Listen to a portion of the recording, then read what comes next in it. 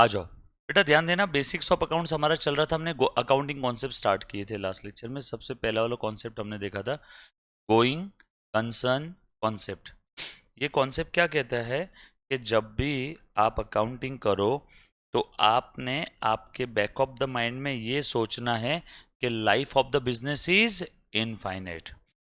आपने आपके back of the mind में ये सोचना है कि नियर फ्यूचर में आपका बिजनेस बंद नहीं होगा।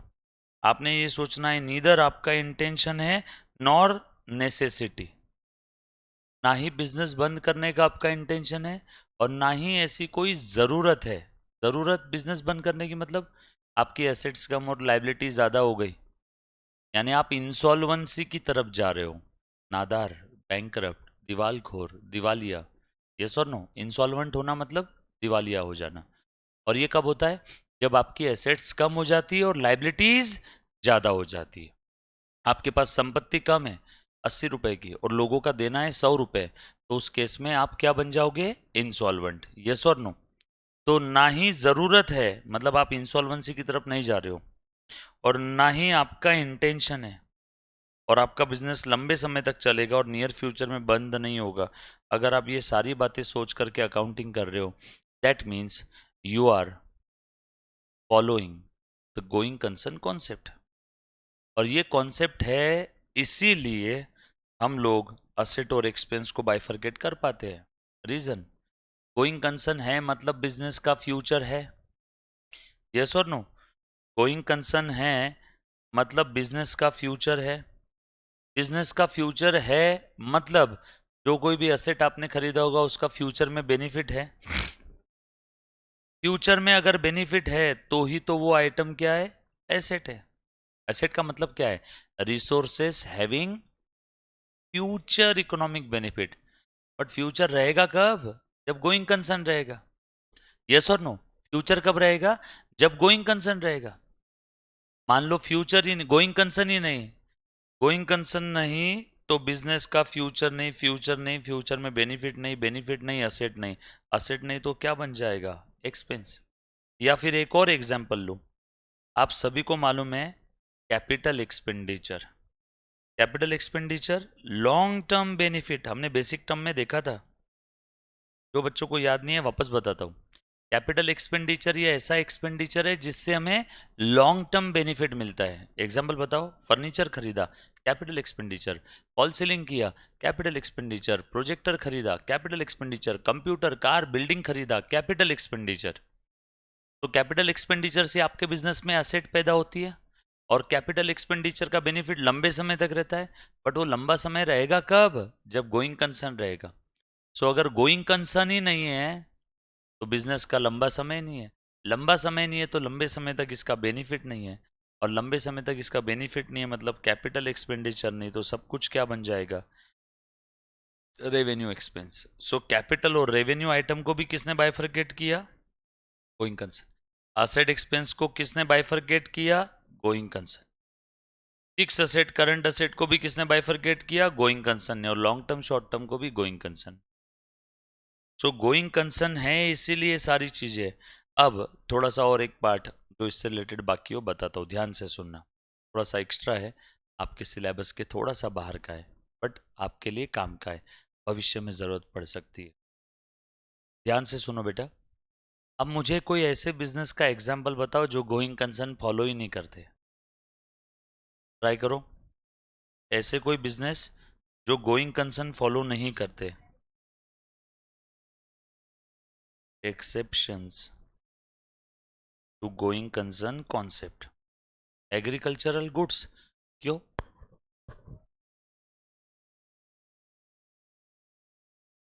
फिर वैसे तो आम बेचने का बिजनेस भी अगर मेरा है, सीजनल बिजनेस और एग्रीकल्चर गुड्स दोनों में फर्क है मुन्ना। आप क्या कहना चाह रहे हो? Seasonal business okay, best example है गोइंग कंसर्न के एक्सेप्शन के लिए। सीजनल बिजनेस, सीजनल बिजनेस, ध्यान से सुनना। दिवाली के समय पटाखे की दुकान लगाता हूँ मैं। पटाखे की दुकान 9 दिन 10 दिन के लिए रहती है, बाद में वो बंद हो जाती है, मतलब वो शॉर्ट टर्म के लिए है, मतलब वो गोइंग कंसर्न फॉलो नहीं कर रहा है। यस और नो? और बताओ। सीजनल बिजनेस का एग्जाम्पल है ना। और आइसक्रीम बेचने का बिजनेस, बड़े बड़े शहरों में तो खेल आइसक्रीम साल भर ही बिकती है, लेकिन मैं अगर गांव की बात करूं, आइसक्रीम सिर्फ समर में बेचते हैं, बाद में बंद हो जाती है दुकान। छोटे मोटे गांव के अंदर में देखो आइसक्रीम फालूदा, वो लाल कलर का कपड़ा वपड़ा बांध के, बासे फलियाँ लगा करके एक साथ टेंट वेंट बना के, गर्मी के 2 महीने वो रहती है। तो वो भी क्या है आपका, exception to the going concern business है, यस और नो, शॉर्ट टर्म। और बताओ, जॉइंट वेंचर, ये भी गोइंग कंसर्न को एक्सेप्शन है। जॉइंट वेंचर ये भी एक बिजनेस का टर्म है, ये भी exception to the going going concern है।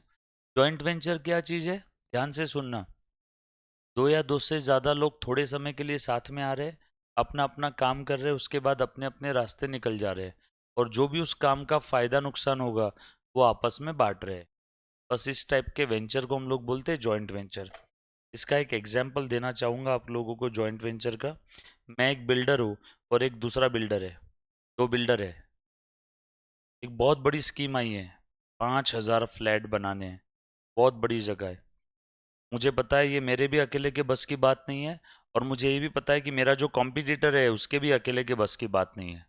तो मैं इससे मिलने गया, मैंने बोला देख, तेरी भी औकात नहीं है वो अकेले काम पूरा करने की, और मेरी भी नहीं है।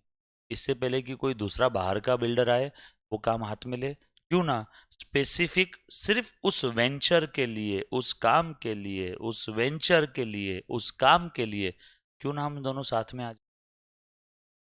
बिल्डर टू ने बोला हाँ बिल्कुल कर सकते हैं, बट हम लोग दुश्मन ही रहेंगे। मैं सिर्फ उस काम के लिए तेरे साथ आ रहा हूँ, बाकी मेरा धंधा अलग चलते रहेगा, तेरा अलग चलते रहेगा। तो हम लोग स्पेसिफिक वो काम जॉइंटली पूरा करेंगे, और जैसे ही काम पूरा हो गया तू तेरे रास्ते, मैं मेरे रास्ते। मतलब गोइंग कंसर्न यहाँ पे भी नहीं है। जॉइंट वेंचर एक स्पेसिफिक एक्टिविटी के लिए होता है, वो स्पेसिफिक एक्टिविटी, वो 5,000 फ्लैट बनाने की स्कीम कंप्लीट होते ही ये हमारा जॉइंट वेंचर खत्म हो जाएगा, यस और नो। तो जॉइंट वेंचर भी शॉर्ट पीरियड के लिए। तो शॉर्ट पीरियड वाला बिजनेस मतलब गोइंग कंसर्न फॉलो नहीं कर रहा है, लॉन्ग पीरियड नहीं है, यस और नो। ये कुछ बात समझ में आई क्या। गर्लफ्रेंड बॉयफ्रेंड वाला रिलेशन गोइंग कंसर्न कहाँ फॉलो करता है, शॉर्ट टर्म, यस और नो। शादी गोइंग कंसर्न फॉलो करता है, तो पार्टनरशिप गोइंग कंसर्न फॉलो कर रहा है, butt joint venture going concern follow नहीं करता। जॉइंट वेंचर शॉर्ट टर्म के लिए है, पार्टनरशिप लॉन्ग टर्म के लिए होती है। और इसीलिए जॉइंट वेंचर का कोई स्पेसिफिक नाम नहीं होता। पार्टनरशिप का नाम होता है एबीसी फर्म, ये फर्म वो फर्म, बट जॉइंट वेंचर का कोई स्पेसिफिक नाम नहीं होता है। जो रिश्ता थोड़े समय के लिए उसका कोई नाम होता है क्या, जो रिश्ता लंबे समय का है उसके लिए नाम होता है शादी, हस्बैंड वाइफ। जो शॉर्ट टर्म वाला रिश्ता है उसका कोई स्पेसिफिक नाम नहीं होता है। इसीलिए ऐसे बिजनेस जो गोइंग कंसर्न कॉन्सेप्ट फॉलो नहीं करते हैं, उन बिजनेस का कोई स्पेसिफिक फर्म नेम नहीं होता। प्यार को प्यार रहने दो, उसे कोई नाम ना, थोड़े समय वाला रिश्ता है, उसका कोई स्पेसिफिक नेम नहीं है। इसलिए जॉइंट वेंचर वाली एक्टिविटीज का कोई स्पेसिफिक फर्म नेम भी नहीं रहेगा। अब पार्टनरशिप है तो फर्म नेम रहेगा, क्योंकि वहां पे गोइंग कंसर्न है। कुछ बात समझ में आई। तो सर आपने बोला कि अब थोड़ा सा दिमाग वाली बात कर, ये तीनों business sir going concern follow नहीं करते, मतलब यहाँ गोइंग कंसर्न नहीं है, मतलब लॉन्ग टर्म नहीं है, मतलब फ्यूचर में इकोनॉमिक बेनिफिट नहीं है। तो मतलब सर यहाँ पे क्या फिर असेट नहीं रहेगा, मतलब सर यहाँ सब कुछ एक्सपेंस रहेगा क्या। हाँ, मतलब ये 5,000 फ्लैट कंस्ट्रक्ट करना है, ये एक्टिविटी दोनों मिलके कर रहे हैं। अब ये फ्लैट कंस्ट्रक्ट करने के लिए वो सीमेंट मिक्सचर जो रहता है ना, एक बड़ा सा ट्रक आता है, और ये यहाँ पे एक वो सीमेंट मिक्सर वाला रहता है ना, वो ट्रक के अंदर मिक्स होते रहता है सीमेंट वो। ये 50 लाख का हमने ट्रक खरीदा जो सीमेंट को मिक्स करते रहता है। रोड पे देखे होगे ना अपने, बड़े बड़े डिंपर टप्पर घूमते रहते हैं, वो गोल घूमते रहता है, उसमें अंदर सीमेंट मिक्स होते रहता है, और साइड पे जाके सीमेंट पूरा उल्टी कर देता है वहां जा करके, यस और नो। 50 लाख का ये असेट खरीदा, इसको असेट नहीं बोलेंगे, इसको भी एक्सपेंस बोलेंगे। क्या बात कर रहे हो सर, हमने तो कभी जीवन में नहीं सोचा था 50 लाख का ट्रक खरीदा बिजनेस के लिए और वो एक्सपेंस रहेगा। हाँ, गोइंग कंसर्न फॉलो नहीं हो रहा है। असेट होने के लिए गोइंग कंसर्न होना बहुत ज़रूरी है। इसको भी हम लोग क्या ट्रीट करेंगे, एक्सपेंस। डोंट वरी, ये टॉपिक आपके सिलेबस में नहीं है जॉइंट वेंचर नाम का, होता तो और ज़्यादा डिटेल में बात करता है इसके बाद। ये टॉपिक आपके सिलेबस में नहीं है, कौन सा, joint venture. Clear, done. Joint venture की अकाउंटिंग करते हैं और वहां पे हम लोग अकाउंटिंग में असेट अकाउंट ओपन ही नहीं करते, वहां पे सब कुछ क्या होता है, एक्सपेंस। क्लियर। सो ये था आपका सबसे पहला और प्यारा सा कॉन्सेप्ट, गोइंग कंसर्न। बचपन में जिसके बारे में आपने बस एक लाइन पढ़ी थी, बिजनेस की इनफाइनाइट लाइफ है, खत्म। बट डिटेल में समझ में आया सभी को, पक्की बात। सो गोइंग कंसर्न कॉन्सेप्ट कहता है asset, expense, capital, revenue, fix, current, short term, long term सारे आइटम को बाइफरकेट किया है। Seasonal business going concern follow नहीं करते। गोइंग कंसर्न कॉन्सेप्ट अगर फॉलो नहीं होता है तो हम लोग सब कुछ एक्सपेंस बोल के ट्रीट कर देंगे, एसेट्स के लिए, कैपिटल एक्सपेंडिचर के लिए सेपरेट अकाउंटिंग नहीं करेंगे। राइट, ये बात समझ में आई सभी को, पक्की बात। चलो आगे। तो आज के बाद अगर आपसे कोई बोले कि असेट और एक्सपेंस को किसने बाइफरकेट किया, लॉन्ग टर्म शॉर्ट टर्म को किसने बाइफरकेट किया, कैपिटल रेवेन्यू को किसने बाइफरकेट किया, तो उसको बोलना गोइंग कंसर्न। ये बात समझ में आई सभी को। चलो आगे, पक्का। उसके बाद दूसरा कॉन्सेप्ट है अकाउंटिंग का, ध्यान से सुनो। अगला कॉन्सेप्ट बता रहा हूं ना, देखना जरा। हम्म, देखो, बिजनेस, बोलो, एंटिटी कॉन्सेप्ट, इसी को प्यार से सेपरेट एंटिटी कॉन्सेप्ट भी बोलेंगे, इसी को प्यार से एंटिटी कॉन्सेप्ट भी बोल देते हैं। बरोबर है, बिजनेस एंटिटी, सेपरेट एंटिटी, या फिर सिर्फ एंटिटी कॉन्सेप्ट। बरोबर, सब लोग साथ में। चलो पेन नीचे रख दो, बताओ बच्चा लोग, बोलो क्या है सेपरेट एंटिटी कॉन्सेप्ट।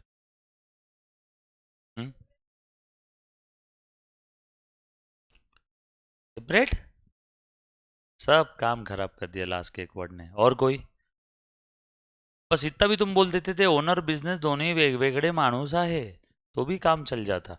आपने लीगल वर्ड नहीं बोलना चाहिए था। हाँ, दोनों अलग पर्सन है, लीगल पर्सन नहीं, दोनों अलग पर्सन है। लीगल पर्सन ये कौन है, कंपनी। देखेंगे कंपनी जब आगे पढ़ेंगे ना, company is an artificial legal person, है ना। और यहाँ पे बिजनेस एंटिटी कॉन्सेप्ट चल रहा है, हम लोग कंपनी की अभी बात नहीं कर रहे, ओवरऑल कोई भी बिजनेस की बात करो। हाँ बोल बेटा, हाँ।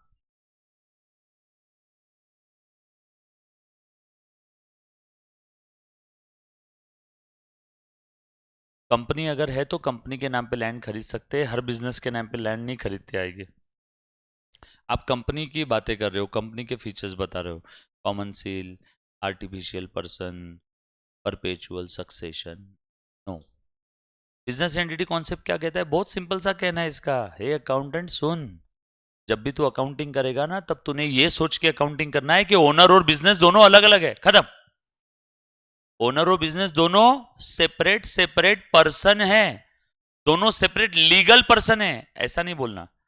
सेपरेट लीगल एंटिटी है, कंपनी का फीचर है। हम लोग कंपनी अकाउंट्स नहीं पढ़ रहे। ओनर, ए हेलो, बोलो, मुझे बोलो, से बात करो। इधर इधर मत बैठो ऐसे, मुझे मैं देख नहीं पाऊंगा, मुझे ऐसा देखना पड़ेगा और गर्दन में दुखेगा फिर मेरे। क्या हुआ मुन्ना, क्या हुआ बोलो।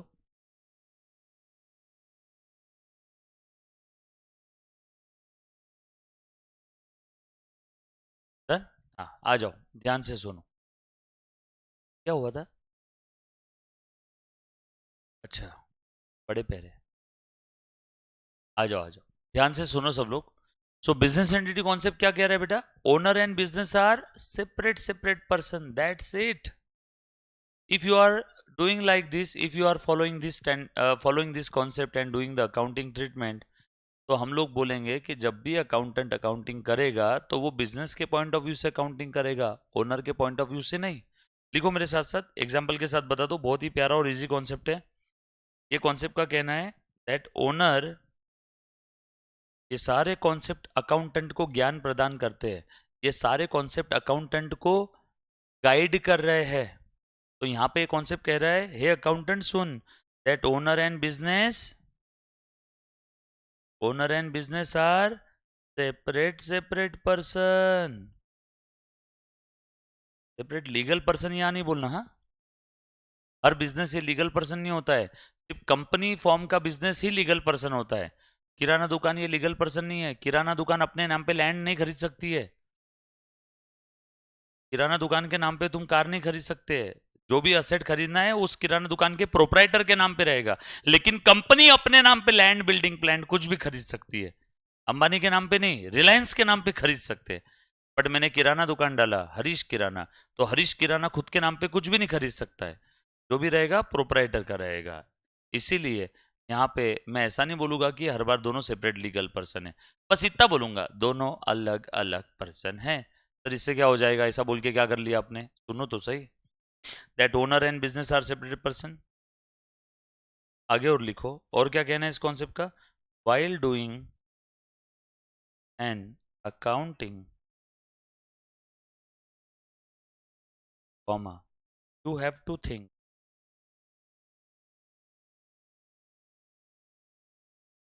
From the point of view, POV बोलेंगे हम लोग आज के बाद पॉइंट ऑफ व्यू को। वो इंस्टाग्राम पे रील आती ना, POV, point of view, from the point of view of business. ये अकाउंटेंट सुन, जब भी तू अकाउंटिंग करेगा तब तूने बिजनेस के पॉइंट ऑफ व्यू से सोचना है, किसी थर्ड पार्टी या ओनर के पॉइंट ऑफ व्यू से नहीं। तो while doing an accounting you have to think from the point of view of business and not from the point of view of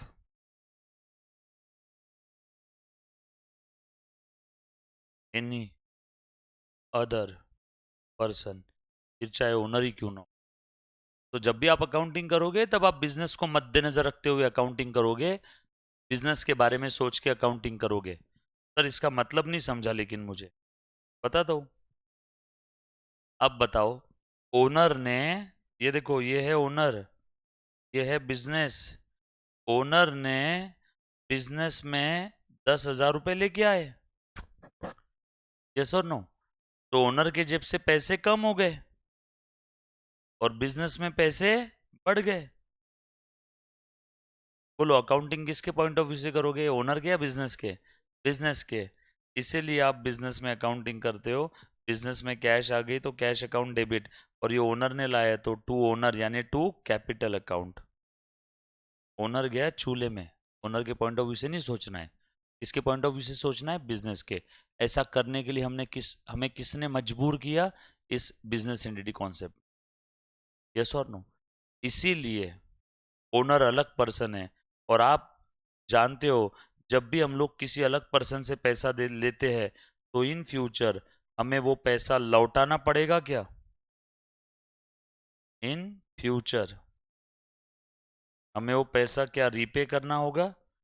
hence fourth owner से जो कुछ हम लोग लेते हैं ना, वो मेरे लिए क्या है, लाइबिलिटी है। तो आज के बाद अगर आपसे कोई पूछे कि ओनर ने तो धंधे में पैसे लगाए 10,000, वो तो पैसा किसी को देना भी नहीं है, फिर भी उसको लाइबिलिटी में क्यों दिखाते हैं? उसको बोलने इधर आ बैठ, उसके पीछे का एक वर्ड में लॉजिक है, बिजनेस एंटिटी कॉन्सेप्ट। क्योंकि ओनर अलग पर्सन है, और जब भी मैं किसी अलग पर्सन से कुछ लूंगा, मैं कौन हूं, बिजनेस। मैंने किससे पैसा लिया, ओनर से। तो मैंने अगर किसी अलग पर्सन से पैसा लिया तो आज नहीं तो कल लौटाना पड़ेगा ना, यस और नो। दिया है तो देना भी पड़ेगा वापस। और कब देना है, जिस दिन बिजनेस बंद होगा उस दिन बिजनेस ओनर से लिया हुआ कैपिटल रिपे करेगा। कब बंद होगा, फ्यूचर में पता नहीं, बट फ्यूचर में बंद जरूर होगा एक ना एक दिन। तो जिस दिन भी बंद होगा उस दिन रिपे करना है। That's why capital is the liability from the point of view of business. Clear? ये बात समझ में है सभी को? That's why profit is liability from the point of view of business. Sir ये बात नहीं समझ। प्रॉफिट आप कहां पे ऐड करते हो, कैपिटल में। तो प्रॉफिट भी तो कैपिटल ही हो गया ना एक टाइप से। दैट्स वाई प्रॉफिट भी लाइबिलिटी है बिजनेस के लिए। आज के बाद अगर आपसे कोई सवाल पूछे प्रॉफिट लाइबिलिटी साइड में क्यों लिखते हैं बैलेंस शीट के, जो बच्चों को बैलेंस शीट अभी तक पता नहीं, डोंट वरी, चिंता मत करना, वापस सब बताऊंगा। आप लोगों को मालूम है ना, प्रॉफिट हम लोग बैलेंस शीट के लाइबिलिटी में कैपिटल में ऐड करते, लॉस हुआ तो लेस करते हैं। तो कैपिटल में लाइबिलिटी में क्यों ऐड करते हैं, बिजनेस एंटिटी कॉन्सेप्ट। क्योंकि मुझे एक बात बताओ, धंधे में प्रॉफिट जो भी होगा वो प्रॉफिट किसका है? धंधे का है मालिक का? मालिक का। प्रॉफिट धंधे में हुआ, वो प्रॉफिट मुझे किससे देना है? मालिक को। जब भी किसी को कुछ देना है तो वो मेरे लिए क्या है? लायबिलिटी। यस और नो? बोल बेटा।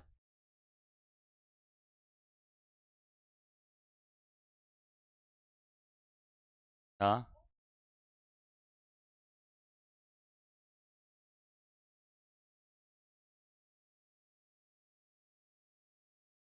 ओके। एक बच्ची का सवाल आया, सर आपने अभी अभी बोला, अब मैं कंपनी की बात नहीं कर रहा हूँ, मैं बात कर रहा हूँ सोल प्रोप्राइटरी की। ये चीज क्लियर करना पहले। सोल प्रोप्राइटरी बिजनेस के केस में हम लोग बिजनेस को सेपरेट पर्सन बोलते हैं, बट बिजनेस को सेपरेट लीगल पर्सन नहीं बोलेंगे। बरोबर है क्या? बिजनेस से सेपरेट लीगल पर्सन नहीं है। सेपरेट लीगल पर्सन का मतलब क्या होता है? ध्यान से सुनना। अकाउंटिंग करते वक्त हम लोग ओनर और बिजनेस को अलग अलग ट्रीट करते हैं। ये कब? अकाउंटिंग करते वक्त। बट लॉ के पॉइंट ऑफ व्यू से सोल प्रोप्राइटरी ओनर और उसका बिजनेस दोनों एक ही है। कितने पॉइंट ऑफ व्यू है? दो।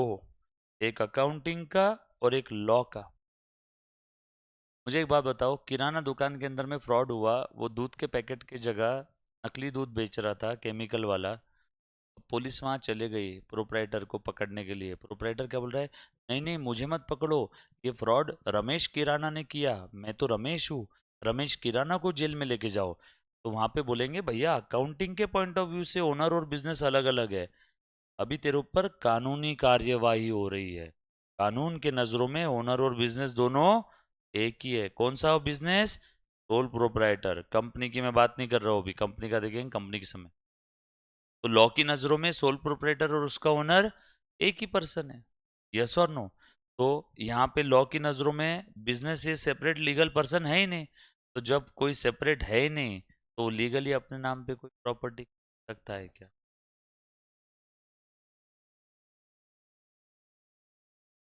हाँ हाँ। असेट साइड के अंदर में असेट्स आएगी। ओहो, अब समझा मैं बच्ची का डाउट क्या है। अब देखो, ये बिजनेस के अंदर में ओनर ने पहली बार कैपिटल लेके आया। ध्यान से सुनना सब लोग, बड़ा प्यारा डाउट पूछा एक बच्ची ने। 10,000 रुपए का एंट्री हो गई, कैश टू कैपिटल 10,000 रुपए। बिजनेस के अंदर में कितनी कैश है बताओ? बिजनेस का कैपिटल कितना है बताओ? अब बिजनेस अपनी एक कैश से एक असेट खरीद रहा है 2,000 की। बोलो कैश कितनी बची है अब? 8,000। और इसके पास एक असेट आ गई, मान लो कोई तो एक मशीन आ गई, कितने की? 2,000 की। यस और नो? अब ये मशीन किसके नाम पे है? लेकिन लॉ के पॉइंट ऑफ व्यू से देखा जाए तो ये ओनर के नाम पे लिया हुआ है मशीन। मशीन बिजनेस के नाम पे नहीं है, मशीन है ओनर के नाम पे। लेकिन इस मशीन के लिए पैसे ओनर ने दिए या बिजनेस ने दिए? तो ये बिजनेस के बैलेंस शीट में आएगी कि नहीं? अगर इस मशीन के लिए पैसे ओनर ने दिए रहते तो यहाँ पे एंट्री होती machine account debit to capital. ऐसा कहाँ से लिया? बिजनेस से। क्लियर है? पक्का? और कोई मेरा प्यारा बच्चा? कभी कभी कुछ बच्चों को ऐसा होता है कि सर मुझे कोई डाउट नहीं है, लेकिन उस बच्ची को क्या डाउट था वो मेरा डाउट है। तो ऐसे डाउट मत आने दो। आपका खुद का अगर कोई भी डाउट है तो मुझे पूछो। काफी बार बच्चों को ऐसा होता है ना, सर उसका क्या डाउट था वो मेरा डाउट है। ऐसा नहीं, आप सोचो उसके बारे में, अगर आपको कोई डाउट आता है तो बिल्कुल आप पूछना है मुझे। डन? आ जाओ, बड़े हम लोग आगे। सो हम लोग कौन सा कॉन्सेप्ट देख रहे हैं बेटा? Business entity concept. ये कॉन्सेप्ट का कहना है कि ओनर और बिजनेस दोनों सेपरेट सेपरेट पर्सन है। जब भी तुम अकाउंटिंग करोगे तो you have to record all transaction from the point of view of business, not from the point of view of any other third person. इसलिए ओनर बिजनेस अलग अलग पर्सन। इस, इसलिए ओनर जब भी बिजनेस में कुछ लाता है तो बिजनेस के लिए वो लाइबिलिटी हो जाए, इसीलिए कैपिटल लाइबिलिटी में दिखाते हैं। राइट? ये बात समझ में आई सभी को? इसीलिए प्रॉफिट लाइबिलिटी में, इसीलिए लॉस कैपिटल से लेस करते हैं। और नो? तो आज के बाद अगर इससे रिलेटेड कोई सवाल आए तो आप जवाब दे पाओगे आप? पक्का? छोटे छोटे सवाल आएंगे MCQ type, fill in the blanks, one sentence. इसमें कोई बहुत बड़ा सा 4-5 लाइन का क्वेश्चन नहीं आता है। पहले नंबर वाला क्वेश्चन जो होता है ना, उसमें ऑब्जेक्टिव टाइप के क्वेश्चन आते हैं, वन सेंटेंस आ जाते हैं, कुछ मैच द पेयर्स, जोड़े अलावा नहीं तो ऐसे टाइप के भी कुछ क्वेश्चंस आ जाते हैं। तो उसमें आपको ये सारे कॉन्सेप्ट्स काम आएंगे। तीसरा कॉन्सेप्ट ये लिख लिया बेटे सभी ने? के बाद लिखो, मटेरियलिटी कॉन्सेप्ट। मटेरियलिटी कॉन्सेप्ट बताने से पहले आपसे कुछ सवाल पूछना चाहूंगा, आप उसका जवाब देना इस टाइम। चलो मुन्ना, मटेरियलिटी कॉन्सेप्ट स्टार्ट करने से पहले ध्यान से सुनो। असेट का मतलब मुझे बताओ सब लोग। Very good, property of every description of the business having future economic benefit. Asset का मतलब क्या है? रिसोर्सेस और property having future economic benefit. और वो रिसोर्स जिससे फ्यूचर में बेनिफिट मिलेगा उसको हम लोग प्यार से एसेट बोल देंगे। जैसे फर्नीचर, इससे फ्यूचर में भी मिल रहा है बेनिफिट, यस जा फर्नीचर तो असेट है। जनवरी की सैलरी दिया, उसका बेनिफिट फरवरी में मिलेगा क्या? नो, एम्प्लॉय पागल थोड़ी है, जनवरी की सैलरी जनवरी में ही काम करेगा। तो सैलरी का बेनिफिट इमीडिएट मिलता है, जिस पीरियड की सैलरी है उसी पीरियड में। तो इसीलिए सैलरी ये एक्सपेंस है, असेट नहीं है। मैंने फर्नीचर के लिए 10,000 दिए, असेट। सैलरी के लिए 10,000 दिए, एक्सपेंस। सट्टे में 10,000 लगाए, हार गया, लॉस। तो असेट का मतलब सभी को मालूम है ना, ऐसे रिसोर्स जिसका बेनिफिट हमें बिजनेस को फ्यूचर में भी मिलता है। बराबर है, स्टार्टिंग में बेसिक्स में बताया था।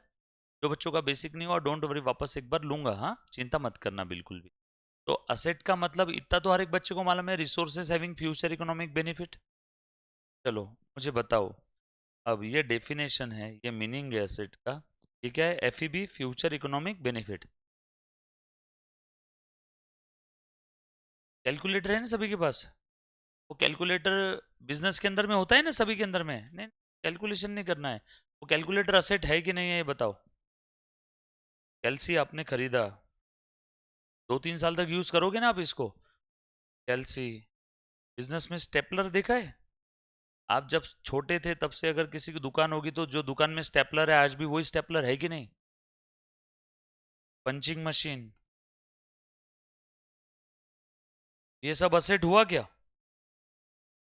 बैलेंस शीट के असेट में क्यों दिखाते रहे? सब असेट है ना, आपने अभी बोला ना यस यस यस 3 बार। तो बैलेंस शीट के असेट साइड में कैलकुलेटर, स्टेपलर, पंचिंग मशीन क्यों नहीं आती है?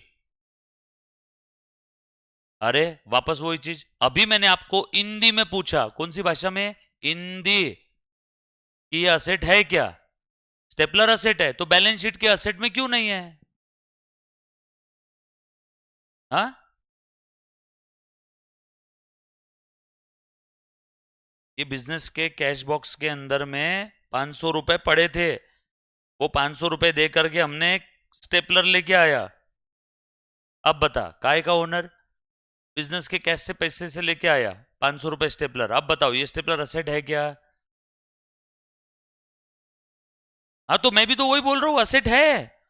तो फिर मेरा अगला सवाल ही, आज तक बैलेंस शीट के असेट में लिखा क्यों नहीं आपने? कभी ब्रह्मांड में आज तक देखा बैलेंस शीट के असेट साइड में स्टेपलर 100 रुपए, दूसरी फिक्स असेट पंचिंग मशीन 200 रुपए, क्यों नहीं दिखाया, क्यों?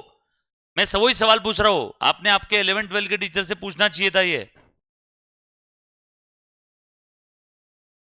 अच्छा, ले मेरा ब्रह्मास्त्र जेल, ये प्रिंटिंग मशीन है 2 लाख रुपए की।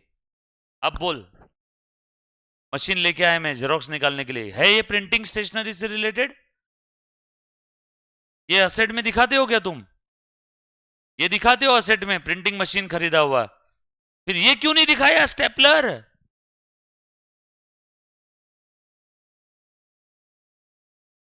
बरोबर है।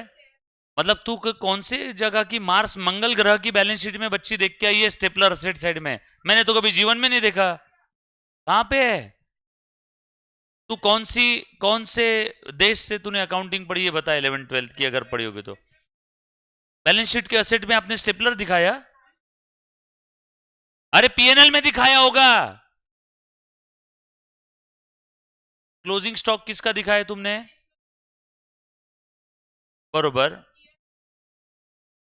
अच्छा, 500 स्टेपलर खरीदे, एक साल में 100 यूज कर लिए, 400 असेट में दिखाए, ऐसा? अजीबो गरीब बातें कर रहे हो। मेरा सवाल समझ में आया कि सभी को? स्टेपलर कभी बैलेंस शीट के असेट में देखा है क्या? कभी नहीं आता मैडम।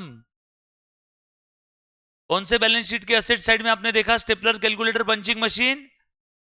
हाँ ये बोलो आप कि सर हमने A4 साइज के पेपर खरीदे प्रिंट निकालने के लिए, 4 बंडल पेपर खरीद लिए थे, इसमें से एक इस बार यूज कर लिया, ये दिखाया होगा अपने क्लोजिंग स्टॉक में। स्टेपलर कैलकुलेटर कब दिखाए क्लोजिंग स्टॉक में? कभी नहीं आता है वो। ये पेपर आते हैं ना, ये पेपर आता है, स्टेपलर की पीना आ जाती है, एक साथ आपने 50 डब्बियां खरीद ली, बट स्टेपलर कैलकुलेटर ये आता नहीं है। और वे भी बहुत कम प्रैक्टिस है कि ये दिखाते हैं। कौन सा किराना दुकान वाला एक साथ 2-2 साल का स्टेशनरी खरीद के रखता है रे? तुम ये बताओ ना मुझे, कौन सा बिजनेस वाला एक साथ 2-2 साल का स्टेशनरी खरीदता है? हर कोई एक साल का ही स्टेशनरी खरीदता है। कभी कभी होता क्या है, 1000-2000 की स्टेशनरी इस साल बच जाती है मजबूरी में, तो अब ये बच गई तो फेंकना है कि अगले साल कैरी फॉरवर्ड करना है? कैरी फॉरवर्ड करना है। अब कैरी फॉरवर्ड करना है तो अगले साल जाने वाली बस का नाम क्या है? Balance sheet. अगले साल बैलेंस शीट ही जाती है, ट्रेडिंग P&L मर जाते हैं, खत्म हो जाते हैं, टेम्पररी इन नेचर है। अगले साल जाने वाला एक ही स्टेटमेंट है, बैलेंस शीट। अब मुझे स्टेशनरी अगले साल भेजना है तो P&L में डालू, ट्रेडिंग में डालू या बैलेंस शीट में? तो मजबूरी में बैलेंस शीट में डालता था। लेकिन कभी बैलेंस शीट के अंदर में असेट आपने देखा? हाँ चलो ठीक है, आप बोल रहे हो ना आप कि सर आप इसको दिखाते हो, ये ले स्टेपलर की लाइफ बता जनरली कितनी होती है? 5 साल। तो डिप्रिसिएशन क्यों नहीं चार्ज किया रे कभी स्टेपलर पे? अब बोल, ये तो फिक्स असेट है इसका जवाब किसी के पास में? कभी देखा है स्टेपलर 100 रुपए माइनस डिप्रिसिएशन 20%, आउटर कॉलम में 80 रुपए? अब बोलो, बाय डेफिनेशन फिक्स असेट है कि नहीं? पंचिंग मशीन फिक्स असेट है कि नहीं? फिर क्यों नहीं दिखाया बैलेंस शीट के असेट में? क्यों नहीं लिया इसके ऊपर आज तक डिप्रिसिएशन? कभी ये मन में सवाल आया क्या? हाँ, अति सुंदर। ये जो तूने बोला, एक वर्ड में इसको बोलते हैं मटेरियलिटी। इसकी अमाउंट इतनी मटेरियल नहीं है कि इसको मैं असेट में दिखाऊं और इसके ऊपर डिप्रिसिएशन चार्ज करूं। तो आज के बाद आपको एग्जाम में सवाल आएगा कि स्टेपलर, कैलकुलेटर, पंचिंग मशीन पर डिप्रिसिएशन क्यों नहीं चार्ज होता? स्टेपलर, कैलकुलेटर, पंचिंग मशीन के ऊपर हम लोग फिक्स असेट में उसको बैलेंस शीट के असेट में क्यों नहीं दिखाते? वन वर्ड में आंसर है उसका, मटेरियलिटी कॉन्सेप्ट ने मना किया है। दो दोस्त लोग चाय पीने के लिए गए, एक 1/2 चाय लिया 10 रुपए का। अब बताओ वो दोनों दोस्त लोग 5-5 रुपए कॉन्ट्री करेंगे क्या? नो, क्या बोलेंगे, छोड़ यार एक ही बात है, कोई बहुत बड़ी बात नहीं है, कोई बहुत बड़ी बात नहीं है, मतलब मटेरियल नहीं है। वही दो दोस्त लोग सेंट्रल मॉल में शॉपिंग करने के लिए गए, 12-13 हज़ार का शॉपिंग हो गया, तो कोई भी एक ऐसा निकाल के 12-13 हज़ार दे देगा क्या? नो, भूख लगा के गिनेंगे, ये तेरे सामान है, ये मेरे सामान है, तेरे सामान का पैसा तू दे, मेरे सामान का मैं दूंगा। क्यों? मटेरियल है अमाउंट। कुछ बात समझ में आई? तो स्टेपलर, कैलकुलेटर, पंचिंग मशीन भले ही डेफिनेशन के हिसाब से असेट है, बट फिर भी हम लोग इनको असेट में नहीं दिखाते। रीजन, इनका अमाउंट इतना भी मटेरियल नहीं है कि इनको असेट में दिखाओ, और इतना भी इमटेरियल नहीं है कि अकाउंटिंग में लेना ही नहीं है, इसीलिए इनको एक्सपेंस बोल के राइट ऑफ कर देते हैं प्रॉफिट एंड लॉस अकाउंट के डेबिट में, स्टेशनरी में। कुछ बात समझ में आई? वैसे देखा जाए तो बाय डेफिनेशन असेट है, स्टेपलर असेट है, फिक्स असेट है, 10-10 साल तक यूज होता है। पंचिंग मशीन फिक्स असेट है, यस और नो? तो डिप्रिसिएशन भी चार्ज होना चाहिए था, असेट में दिखाना चाहिए था, बट दिखाते हैं क्या कभी? तो एग्जाम में पूछा हुआ सवाल काफी बार, स्टेपलर, पंचिंग, कैलकुलेटर के ऊपर डिप्रिसिएशन क्यों नहीं चार्ज करते? एक सेंटेंस में एक्सप्लेन करना है, 2 नंबर के लिए पूछा हुआ सवाल है। Reason being, as per materiality concept you have to consider only material items. If there is an immaterial item, you have to ignore or write off such item in the P&L account debit side. And that's why, या फिर bracket में लिख देना, the amount of stapler, calculator और punching machine, very less. Yes और no? अब आपके मन में अगला सवाल क्या आ रहा है, मैं बताऊँ? सर ये कौन डिसाइड करेगा कौन सा अमाउंट कम है और कौन सा ज़्यादा है? इसका आंसर तो भगवान के अलावा किसी के पास नहीं है। यस और नो? अब आपका सवाल ना, सर फिर चलो आपने बोला ना अभी, सर कैलकुलेटर स्टेपलर का अमाउंट बहुत कम है, तो बता दो सर कितनी अमाउंट के नीचे रहा तो उसको एक्सपेंस ट्रीट करना है, कितनी अमाउंट के ऊपर रहा तो असेट में लेना है। आ सकता है ना, कॉमन सेंस वाला क्वेश्चन है। तो जरा एक बार बता दो कि कौन से आइटम को असेट में लेना है और कौन से आइटम को एक्सपेंस में लेना है। कोई तो लिमिट होगी ना एक अमाउंट की। इसकी कोई लिमिट नहीं। It depends upon case to case. It depends upon business to business. It depends upon situation to क्योंकि जो अमाउंट आपके लिए मटेरियल है हो सकता है मेरे लिए इमटेरियल है। आप लोगों के लिए 2-3 हज़ार रुपये मटेरियल है, मेरे लिए 2-3 हज़ार रुपये इमटेरियल है, इसलिए मैं बच्चों को पार्टी दे देता हूँ 2-3 हज़ार की। मेरे लिए 50,000 मटेरियल है, बट अनिल अंबानी के लिए 50,000 इमटेरियल। अनिल अंबानी के लिए 5 लाख मटेरियल है, बट वही 5 लाख मुकेश अंबानी के लिए शायद ही मटेरियल। मुकेश अंबानी के लिए 5 करोड़ मटेरियल है, बट वही 5 करोड़ शायद एलॉन मस्क के लिए मटेरियल होगा। तो materiality depends upon as to. इसका कहीं जवाब नहीं है। समझ में आया सभी को? पक्की बात? इसमें किसी बच्चे को कोई डाउट है तो? अब आप लोग किसी भी आपके जो ना पता कैलकुलेटर सेट है ना, तो लिखा त्या मास्तरला विचारून ये क्लियर। मटेरियलिटी लिखा सभी ने? लिखो अब इसका एक्सप्लेनेशन लिखो फटाफट से। मटेरियलिटी कॉन्सेप्ट का क्या कहना है? लिखो बेटा। मटेरियलिटी कॉन्सेप्ट कहता है, says that you have to record all material, record और कंसिडर, बुक्स ऑफ अकाउंट में कंसिडर करना होगा material items. You have to record all material item. अगले पॉइंट में लिखो, you can ignore immaterial item और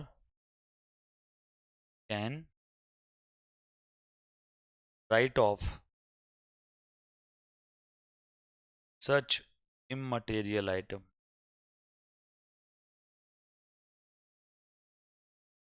on debit side of trading और P&L account. बरोबर है क्या? इनकम स्टेटमेंट के डेबिट में लिख। अब जो बच्चों को ट्रेडिंग P&L पता नहीं है, डोंट वरी, आगे देखेंगे, मत कर। क्लियर? ये बात समझ में आई सभी को? चले आगे, एग्जाम्पल लिखो इसका। therefore stapler, calculator, कैलसी, punching machine etcetera, जो भले by definition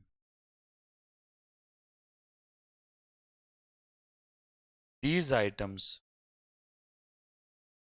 are assets, but generally we right of, right of करना यानी नर्क में डाल देना, P&L के डेबिट में डाल देना। नर्क यानी P&L की डेबिट साइड। वहां पे एक बार कोई आइटम जाता है तो वापस नहीं आता है। यस और नो? खर्च हो गया, right of, WOFF, right of on debit side of.